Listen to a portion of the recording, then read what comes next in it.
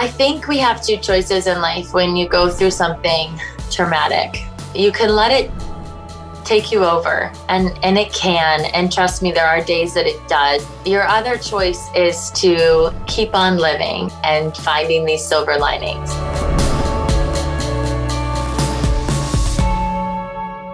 So when Nick first got sick, it was the very early days of the coronavirus. I just really felt like I had to tell everybody this was what was happening to my husband, and he's now in the ICU. He's perfectly healthy and no pre-existing health conditions, and he's 41 years old. I just felt like it was my duty to share. In the days that Nick was in the hospital, oh my gosh, they were just so like this whirlwind, right? An emotional roller coaster every single day. One day I got an email from Lisa at HarperCollins, and she said, what's happening and what has happened. I think it would just make a beautiful book and something for Elvis one day. And I was like, I think you're right. And at the time, we didn't even know how the story would end. We didn't know if Nick would live, if he would die, if he would be in rehab for years. We did not know.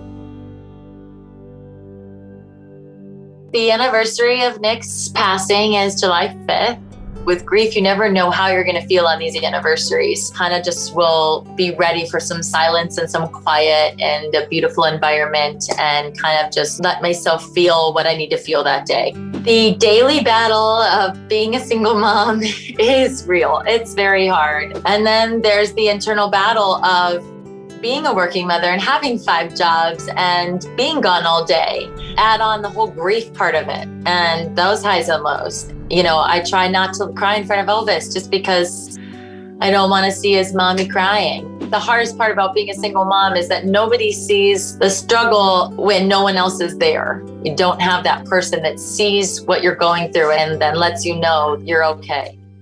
One of my favorite quotes is, pick a flower each day, and at the end of the week, you have a beautiful bouquet. That's how you find silver linings. Every day, I move my body, whether it's 5 minutes, whether it's 50 minutes, getting back into what we all need to remember to be grateful for, which is the ability to move our bodies and to have this beautiful gift. It's my number one mental health go-to. And then I would say my number 2 go-to is vulnerability. Just being vulnerable and speaking your truth. I tell all sorts of stories in this book. Some aren't the greatest about me. Some aren't the greatest about Nick. Some aren't the greatest about our relationship, but that is life. And you have to be honest and vulnerable. The minute you let it out and let it be free, it frees up space in your body, in your heart, and in your mind. I am totally open to finding love again. I love love. I love being married. I would love to have somebody in Elvis's life that would be that male figure for him. I know Nick would want that for me. I know that because I would want that for him. I'm hopeful that there's somebody else out there for me. I really am. And when I'm ready, I hope that Nick brings him to me. Since Nick has passed, there's all these beautiful things that have happened. Signs, things that Elvis has done, dreams that people have had where I'm like, Nick is here. He's around me. I've had my relationship with him before Elvis, a relationship as parents with Elvis, and now I'm having this spiritual relationship with him. I think about, no, he's here. He's watching me. And there's one thing he definitely would not want me to do, which is stop living my life.